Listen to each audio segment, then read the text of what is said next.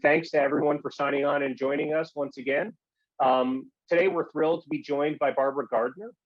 Barbara has a master's in educational leadership and a master's of science and justice studies from Southern New Hampshire University. Her bachelor's is in business education, and she started her career as a business education teacher in Pittsfield, New Hampshire. She spent the last 6 years as a high school administrator and decided that a career change was in order after the pandemic and just all the tough work in the school systems. She worked as a training specialist for the New Hampshire Department of Corrections, and then came over to the Bureau of Education and Training as the senior educator, training specialist, and CPM coordinator. Barbara is here today to talk to us about managing virtual teams. It's a really, obviously, extremely relevant topic and really helpful presentation. So I am thrilled today to welcome Barbara to Coffee and Conversations. And with that, Barbara, I'll turn it over to you, and we'll let you share your presentation and get rolling today. So thank you so much for joining us. Yes, thank you for having me, and welcome everybody. So I really do enjoy this topic because leadership in itself is difficult. You know, when you're promoted, sometimes we're promoted on our skills and for the job we do, and leadership skills are something that, you know, sometimes we have to learn. But then when you add in managing virtual teams, so people from home, those are skills that not everybody has. So I'd like to welcome you today to this managing virtual teams discussion. And if you have any questions, you know, please feel free to ask them. If there's something you want to talk about directly to the slide, or at the end, I can answer questions. And I figured we'd start off the first few slides, which is kind of like with your basic definitions of, you know, virtual teams. So a team, 2 or more independent individuals working towards that common goal. And then there are your teams that, you know, are just kind of dispersed geographic, but they're not your team. So it could be like a marketing team or people located. And we kind of like to make the distinction for you because virtual teams and virtual networks are different. And as a leader, you know, trying to manage your team is difficult enough, but you don't want to have to try to navigate, you know, networks that are kind of dispersed all over. So as we go along here, we all know that the state has the telework, and every agency can pick how their telework works. So some agencies, people do 1 or 2 days a week. Some agencies have gone full time. And as a leader, that could be hard to manage, especially when you're trying, you know, to decide which days people are out, which days do I have my teams here, you know, and communications. So there's some virtual continuum that your teams are completely virtual.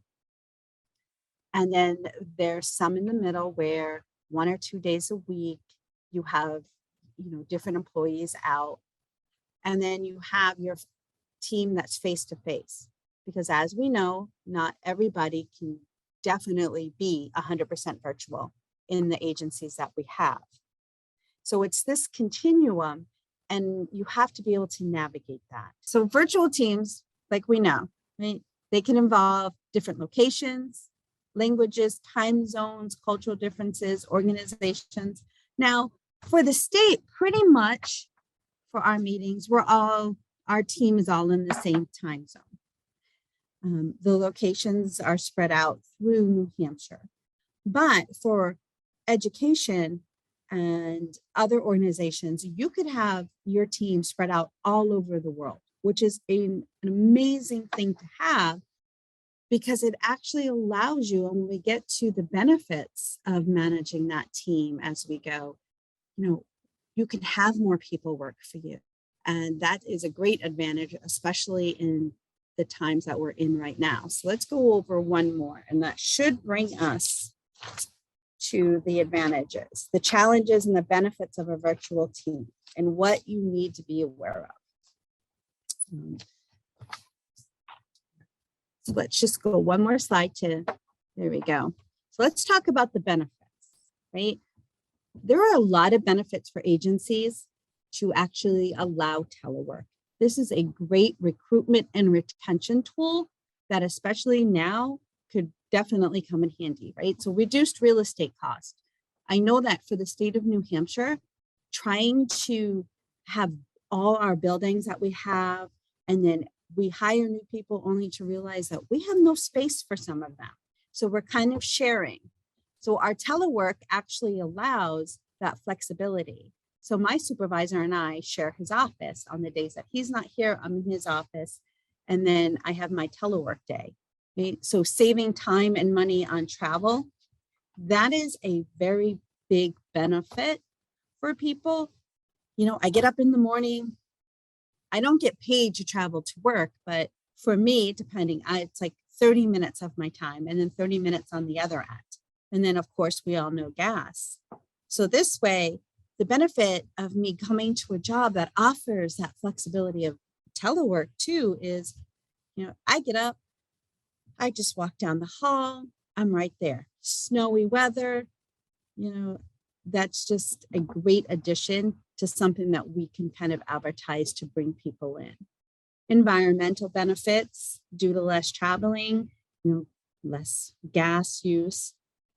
Employee satisfaction due to flexibility. And job satisfaction is the number one thing that employees are looking for. It will trump even money. So people say, you know, offer more money will get people in. Employee satisfaction is extremely high. The ability to hire the best people regardless of their location. So this is a great one. You know, maybe that person you want to hire right now is sitting in Texas. You can bring that person in and, you know, add them to your organization without having them to have to move. So we can be able to get more people. And then we can easily hire people with disabilities that maybe can't come into our offices. So the benefits really outweigh, to me, the challenges, which we're going to go into next. And innovation is more likely to occur when you have a more diverse team. But with the benefits come the challenges. So this is where a lot of times, as I've been listening to to leaders, right? And they're talking on how do I manage my team, right? A lot of what could go wrong, you know, so motivation. Easier to be distracted at home. Depending, sometimes I find it more easily to be distracted here at work, right? You hear a conversation, your ears kind of perk up. So motivation can be a challenge, but it also depends on that person that you hire. You have to know your team. You have to build that trust ahead of time and know that whether that team is sitting here in the office in front of you or sitting at their desk at home, they're going to work for you. So risk of burnout due to loss of separation between work and personal life. Yes, for some people, maybe getting up and going down the hall and not having that socialization and being able to turn off the work. I can tell you that, you know, my days at telework, I feel like sometimes I work harder at home than I do here because I can look at the clock and be like, oh, it's 4 o'clock, but I really do want to finish this. So I'll just keep going. And accountability may be harder to maintain. So for the accountability, there are a lot of things, even on our computers, that kind of follow. If I don't do my work here or I don't do my work at home, for me, it's noticeable.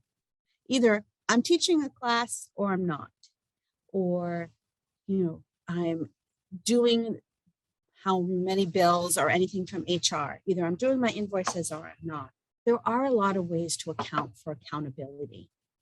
You have to trust your skills as a leader that no matter what, you're going to make sure that you are engaging with your employees. So it is hard to socialize and build trust and cohesion among is if you're hiring and we're hiring in the state, you know, have the people come in. I teach a course that's completely online for our Supervisor Academy. And I do icebreakers with them and I put them in breakout rooms because I don't have that opportunity to have them come here and to build that cohesion as a team. As a leader, that's part of your skills that you have to have. So harder to share common ground, feelings of isolation and disconnection, and then just cultural diversity. So the social engagement can be a challenge, but as you build your skills as a leader and you trust in those skills, to me, that is something that can be overcome. Now, communication, so decreased body language cues. I can't see my audience right now. I don't know if some of you are lost in translation or what, because for me, I'm very visual and I do rely on your nonverbal cues. When I'm doing my classes, one of the things I ask is that people do have their cameras on so that I can see that. So I can gauge, am I losing them? You know, is it time for a break? When you're having a meeting, even, you know, through Teams or through Zoom, you know, it is harder to gauge, you know, are my employees getting this? Are they understanding? So you definitely need some visuals. You need some check-ins with them, and you need that psychological safety that they can say, hey, I'm not understanding. So there's misinterpretation of what is going on. And I need you to either to explain that, or we need to chat maybe like outside of the meeting. But I need that chance to be able to have that discussion with you and know that my employees feel safe enough to be able to say, you know, I'm really not comfortable, you know, with this meeting and what you said, and I didn't feel like I had that opportunity to express myself. So there's a lot of back and forth that will come. And as any new employee, you know, I started with the Bureau of Education in January. It takes a little bit of time to build that trust, even though I'm sitting in the building. So it will come as long as you have that determination. Now, logistics, high reliance on technology. Yes, this morning, my computer is not operating the way that I need it to operate. I was very lucky I had someone here that I could just team and say, come help me. Now, when I'm sitting at my house and my internet goes out, it's not like I can call IT and say, help me. The other day that I was supposed to be working from home, we had a storm where I lived and I couldn't get on and I had a class. So I packed everything in the car and drove to the office. That could be, you know, that could be definitely a cause for concern. Lack of IT support, maybe managing in different time zones. There are times when I do want to contact somebody in our certified public manager program that's across, you know, the country, and you kind of have to remember that, or physical distance. I love Teams and I love Zoom because even though I'm working at home, my supervisor, I can ping him anytime. He's right there. We have a face-to-face conversation. It's so much better than that reliance on email or, you know, the telephones. So I feel like even though we're not together, we're still in that same place. All right, do you want to flip that switch or that click? So these are some true or false. So visual teams don't need supervision as members work alone. Okay? That is completely false. It's not that they don't need supervision too, but they want interaction. So virtual teams can be trusted to work without being monitored closely. Right? And that's true. If I can't be trusted at home to work, I can't be trusted at the office to work. So there has to be that trust. As a leader, if you're saying that person has to stay here, because I know when that person goes home, they're not going to do their job. That might not be the person that you want on your team, because I don't believe that we change just because we're in a home office versus a work office. And that's something as a leader that's on you and not your employee. And you have to have that conversation with them. And you have to know that as a leader that you have to. So you can't manage from a distance, so managers cannot have an impact. This is false. You can manage from a distance. And you have, like I said, if you have those team buildings, my supervisor and I, we have conversations all the time when he's remote, when I'm remote. And it's a nice check-in. And it's a good feeling when someone pings me on Teams or just sends a quick, how you doing? Is there anything that we need to discuss? You know, I actually like that online. So what's that last one? Trust is not important for virtual teams, and you cannot establish trust in this type of groups anyway. False. Trust is one of the most important things that a leader needs to build right from the start. If you, like I said, and it has to go both ways. If I don't have trust in my supervisor and my supervisor doesn't have trust with me, it does not matter if I'm sitting here in this office or if I'm sitting at home. Right? I'm here to do a job. I'm here to work. And, you know, I work for a great agency and we have great communication.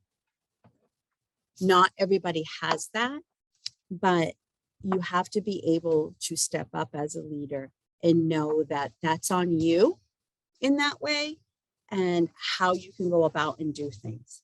The world of leaders doesn't change just because now you're managing a group telework. What's that last one? I think there's a last one. Virtual teams sometimes need face-to-face contact. Yes, don't we all? We do need that. If it is possible, you know, bring your team in, have, you know, a barbecue or a fun icebreaker or anything that you can do to have that face-to-face contact. For me, it's so important to have that face-to-face contact, I think, from the beginning, because one, the cues, the verbal and the nonverbal cues, very important. But just establishing that rapport, understanding, meet everybody on the team. Here, there were times in our agencies that we have really big agencies that when I was over even at the Department of Corrections, I didn't know everybody. You know, I only knew like a certain amount of people, but make sure that your teams are cohesive, that you do have that face-to-face contact. And if you can't, then at least do it on Teams. Have a one-on-one team meeting. Don't always do a group meeting, you know, because the one thing, yeah, when things go wrong, it's because of technology. Well, that's partly false. Right? It's not always technology when things go wrong. Technology plays a big role in that.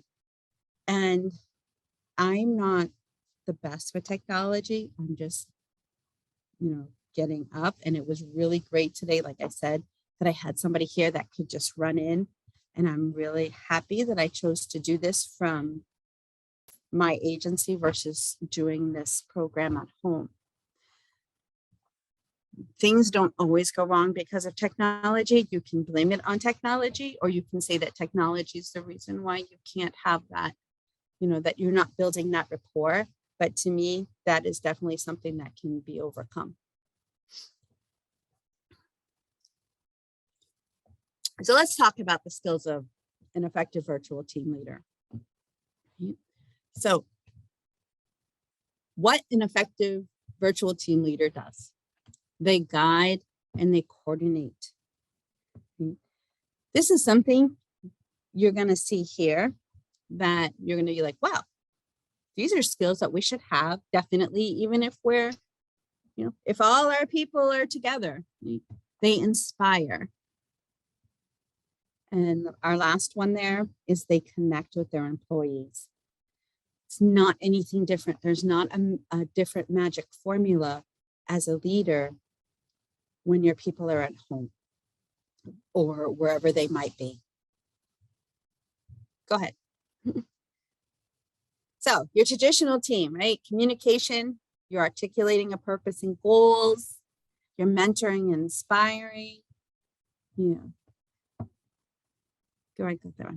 All of the above, but precision in communication, building trust in a team, technological skills, all of the above. It's important to have, to build that communication, to build that trust. If you're a leader that sits behind their door on a normal occasion, you might not be that effective in that virtual world, because in this virtual world, you do have to have some contact with your people. You have to have trust. Like I said, if you don't trust them to work at home, you're not trusting them to work in your building, and it's going to show through. And then we have that global, which in our thing, all of the above, but cultural intelligence, logistics skills. We teach a supervisor academy for a reason, because like I said, not everybody has those leadership skills to be able to just one day, all of a sudden you have a team of 15 or 20. I think as a leader, you get to actually practice more of your skills in a virtual environment than in a building, because you definitely want to be able to have that interaction. So motivation, social engagement, communication, and logistics, tackling the main issues, of the virtual team. Motivation. We do motivational things here in our agency, and it is wonderful. But if you're not good at motivating your team when they're in your proximity, this is going to be an area that you're going to struggle if your team goes virtual. So these are skills that you might want to try both ways here. The social engagement. Make sure that your team is communicating regularly with each other too. Do the icebreakers. I know a lot of people don't like icebreakers. You hear, oh, we're going to do an icebreaker. Sometimes I even cringe, but it's just fun. It's fun, and it's something that's outside of the work that you can learn so much about people. Communication. Communication is key to any leader. It's one of the top skills. You have to be able to communicate. Sometimes, and I don't mean email, sometimes it's easier, right, to sit behind your keyboard and just email every communication that you want out. But that you can't handle that in a regular day. You have to be able to get up and go in face to face and talk with people. So when you're in a virtual thing, send that Teams, pick up and call and say, hey, how are you doing? You working on anything today? Do you need my help? Logistics. Do you have what you need? Right? So-and-so is on today. So-and-so is not on, all of that plays into just being able to manage your team. Once you get into that habit, and once it becomes regular, it's very, very easy to manage a virtual team and still keep the connection. So these are some practices to ensure motivation, right? Hire the right person for the job.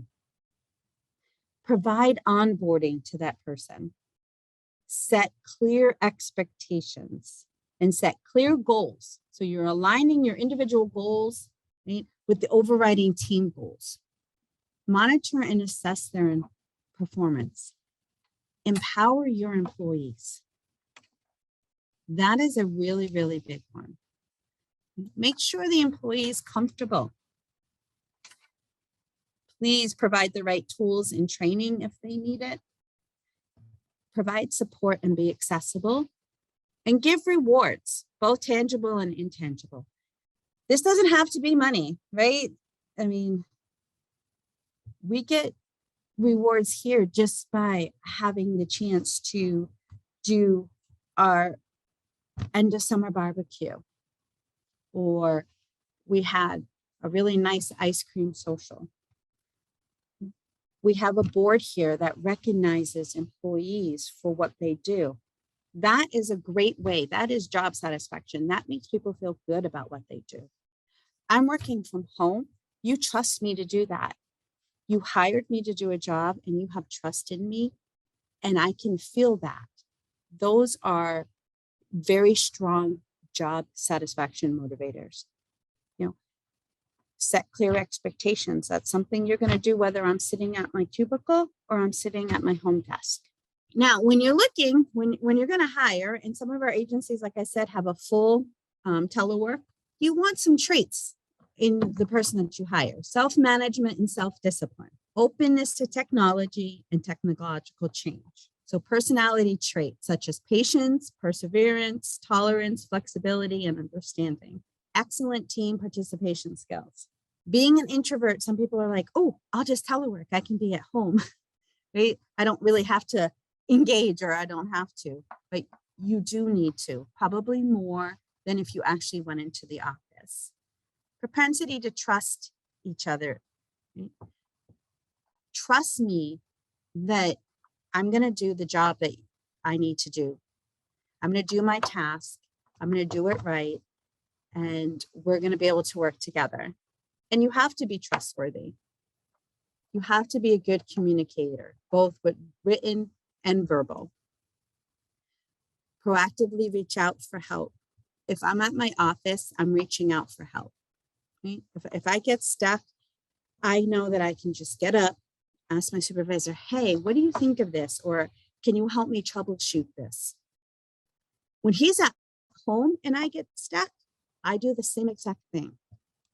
I'll be like, can I team you? And he'll be like, okay, let me finish this and then I'll reach out. And he can do the same to me.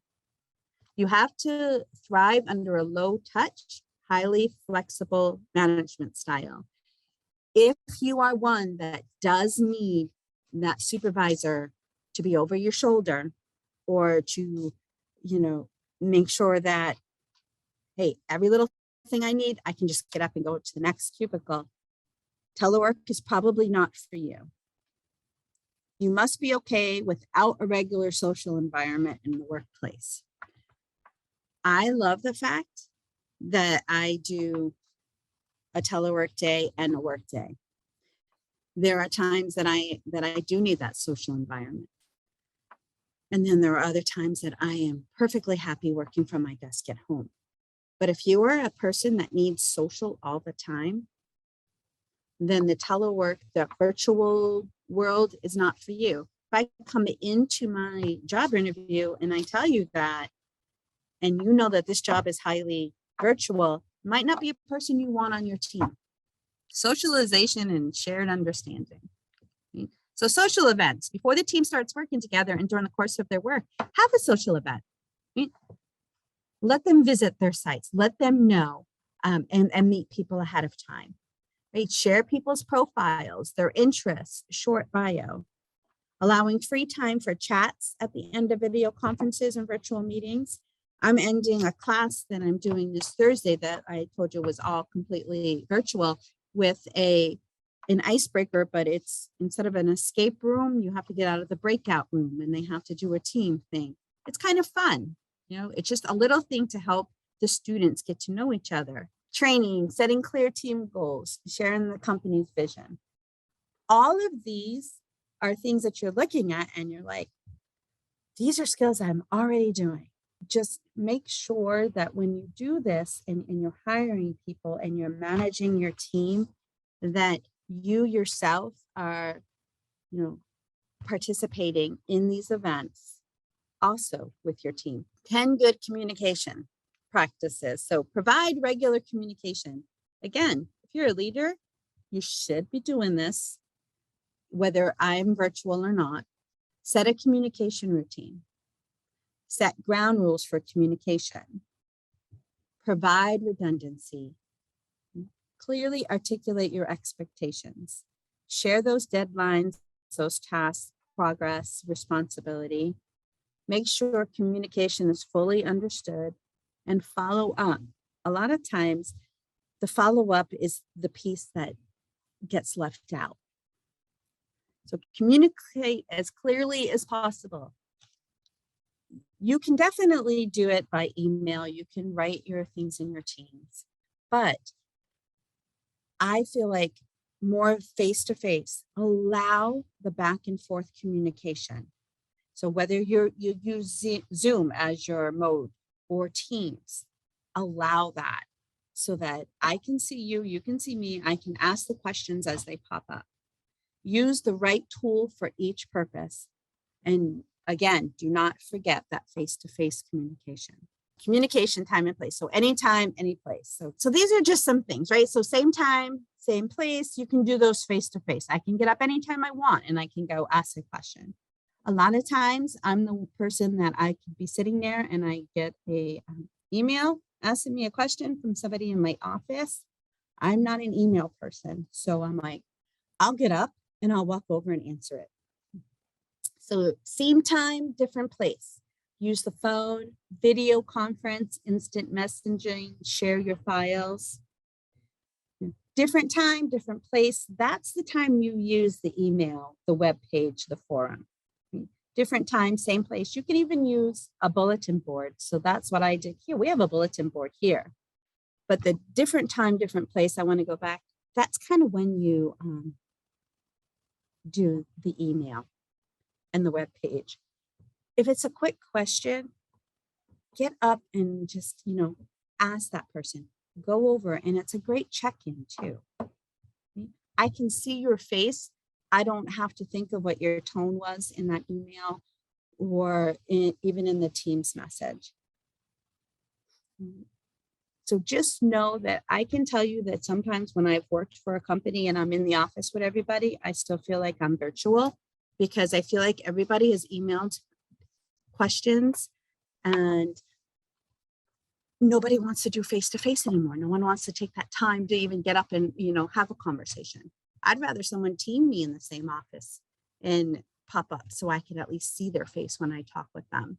So logistics. How do you coordinate these teams? Well, you have, your motivation, you have your engagement, you have your communication, but logistics does play a really big part of this. There are some virtual communities that are 100%,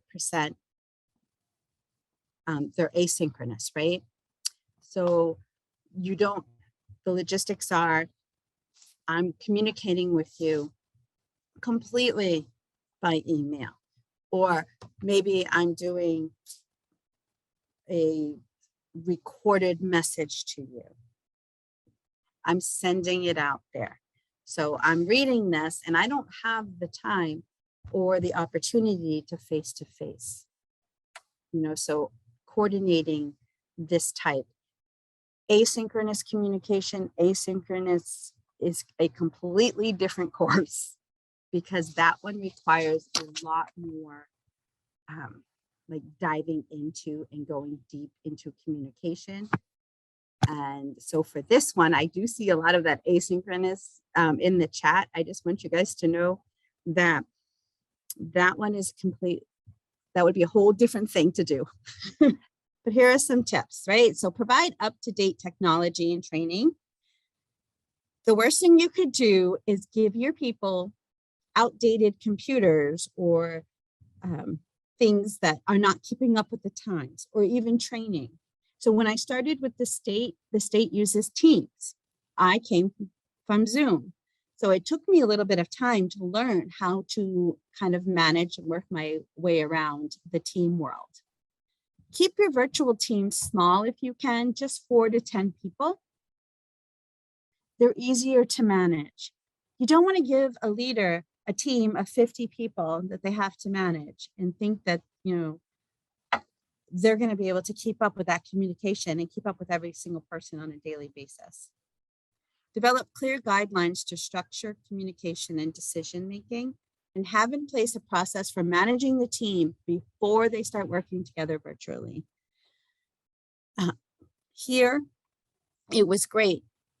Before we went and had the option to do our telework day, we were a team. And I believe that we were a strong team here because we had team activities. We did things, we got to know each other. So those are really, really important things to do. This was just kind of a small presentation. I'm actually doing a 4-hour presentation I'm doing a workshop on this that was it dove deeper into this subject. Thank you so much, Barbara. I mean, that was amazing. And I had to wing it. See, well, winging it worked out because that was great. We've certainly generated some questions. I have a whole bunch of questions. All right, go ahead. Let's start. I mean, so just so everyone knows, because there were a couple questions about just what is the Bureau of Education and Training. So just so you all know, Coffee and Conversations is a discussion series. It's jointly organized by the Carsey School and the State of New Hampshire Bureau of Education and Training and the New Hampshire Association of Certified Public Managers. So this is a collaborative operation. We're thrilled to bring it to all of you. So Barbara, I don't know if you could just say a couple words about the Bureau of Education and Training, and then alongside there was a question around you mentioned the supervisor training. People don't know what that means. So if you could share that as well, that'd be great. Sure. So the Bureau of Education and Training, we provide training for all our agencies in the state. So we have topics such as the Supervisor Academy, the Certified Public Manager Program, and I will get into those too. We also, agencies reach out to us and they have a topic that they need. So we put together the training, we were able to deliver it for them. So we have like one on respect and civility. So we just cover everybody. Every single agency is our customer here at the Bureau of Education and Training. And we offer a Supervisor Academy, and it's a great 8-week leader skills. And we go through leadership foundations, effective communications, intro to organizational behavior, performance management, and conflict resolution. And that is actually our prerequisite into the Certified Public Manager Program, which is a national certification. And it's great leadership skills. And it's things that sometimes we don't get, especially in the state. A lot of us are promoted, right, on the job that we do. We're great at the tasks, we're great at the projects. All of a sudden, the very next day, we're leading a group of 20 or even more. And we don't really know how to develop our leadership skills in such a short time. So it's a great way to be able to attend a class, use the skills you're learning in real time, and then take it back with you. Awesome. And just so you all know, these trainings are open to any public employee across the state. So it's not just state employees that have access to CPM. Right. It's municipal employees also. Yeah, municipal level. Yeah. County officials. I mean, so anyone really can take advantage of these if you're, a public sector employee and you want some of these trainings. And CPM is something that is recognized nationally. There's a national board. Dennis Martino, who is on this, has served on that board. I think he still does. Yes, he does. So there's it's a great opportunity for those of you interested. So let me hit the chat board quickly. So one question comes in. This is from Dennis, actually. Clear communication sometimes comes across as terse. We tend to be brief, which can sound curt. Any hints? Yes. So this, depending, can be where that nonverbal comes in a lot of times. But sometimes, like in this atmosphere, right, people are, I'm not sure if they can see me. I can't see them. So tone, tone plays a big part of it. I am one that needs to see people in order to communicate, but I think that should be something that is kind of brought up. So if I'm talking to somebody and they don't have their camera on and we're having a discussion, I will ask them if they can turn their camera on or if they misconstrued something that I say, because it does come across very differently when you're in this type of environment. We've all had to navigate the email world, right? Email, you can't gauge a tone. You cannot. And some things that come across to us as, wow, that was rude. We find out that that's not how they meant it. It's just kind of how we took it. So I think that psychological safety of saying, hey, how did you mean that? Or please don't think that I'm being rude. Maybe time is of the essence, but being able to say that to somebody, can go a long way and set a tone. And just telling people, if you thought if you think I'm being rude or something, ask me. So Yeah, that's great. I think that's super helpful. I've even seen people in emails in parentheses put something like sarcasm intended. So right. people actually know what the tone is that you're trying to strike. So I think the idea of just being upfront, setting expectations so people know where you're coming from, can be super helpful. I think we answered the asynchronous question. Yeah, We've that answered one's a some of the hard one. questions. Yeah, and as Barbara said, completely different beast. So yes, BET trainings are open to a whole bunch of different officials. There's one other question here. Let me pull this up. Any tips for managing a Zoom meeting to make sure everyone is engaged and heard? Well, for that too, it's setting the expectations at the very beginning, raising your hand, especially. So in the Supervisor Academy, we do that, right?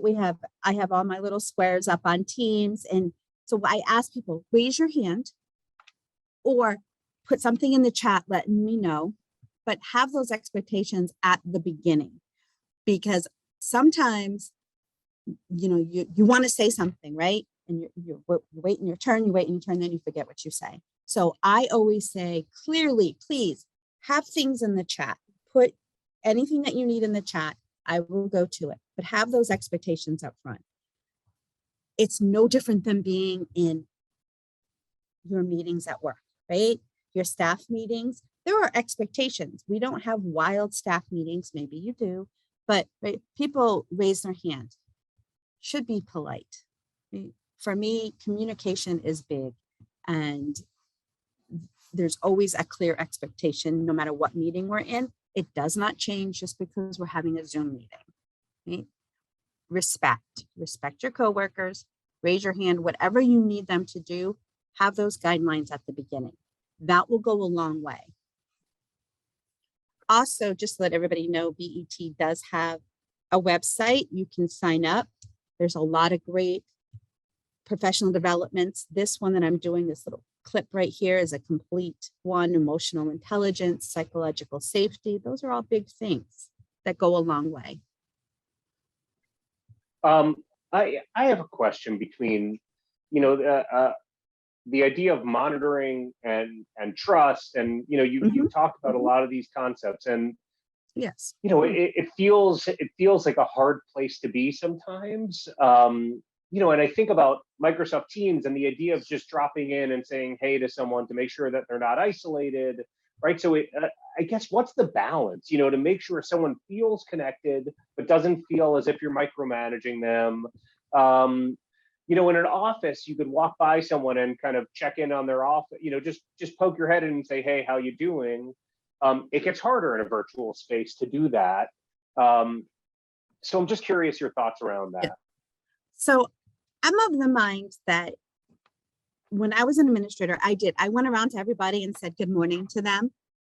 Let them know I'm here if you have anything.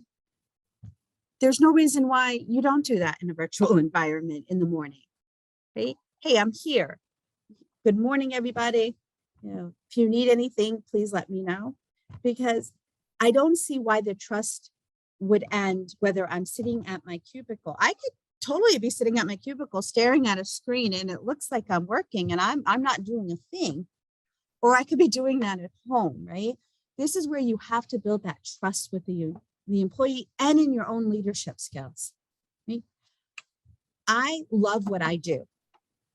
And there are probably some days when I'm like looking at my screen going, oh man, if I have to write one more piece of curriculum, right?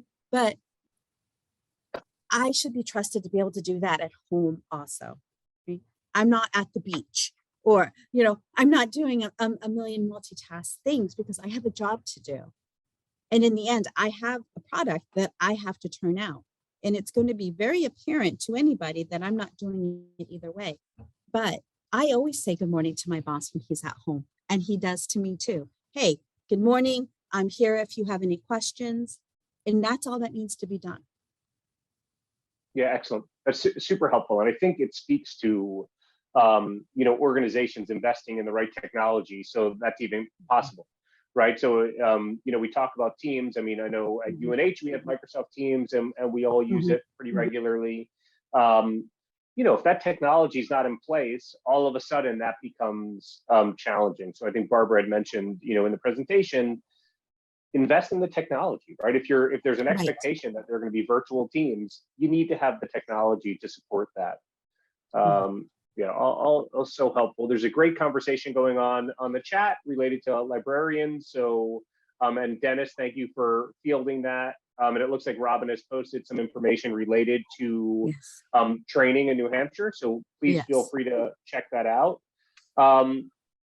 I'll kind of throw out one last question here, and then if anyone else wants to jump in, please feel free. I think there's a lot related to motivation, rewards. I kind of tie this to onboarding as well. I feel like it's kind of part of setting that culture. If you have people that are working completely virtual, so not necessarily asynchronous, right? But they're just working virtual, rarely having that opportunity to come to the office. How do you establish that culture? If you really aren't going to have the barbecue with them, or you're not, right? Like that's just not an option. How do you establish that culture? How do you onboard them, to the, just getting them on that team together with everyone?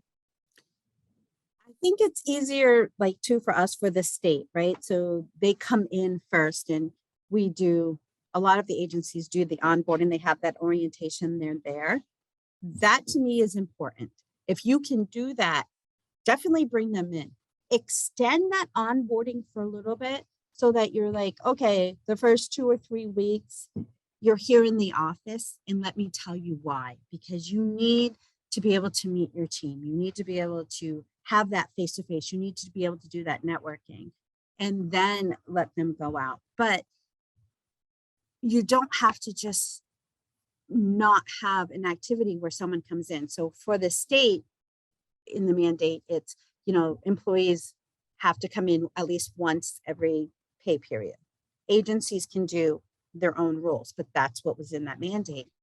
To me, that's a great thing, because you still need to bring them into the office. And I don't know, for the colleges, I understand you could definitely have a professor that's on the other side. Right? So you're not going to have as much as that back and forth and that socialization, but you definitely want to have them come into staff meetings that include everybody. You want to have the bios. You want to be able to do something. And it's not going to be the perfect situation.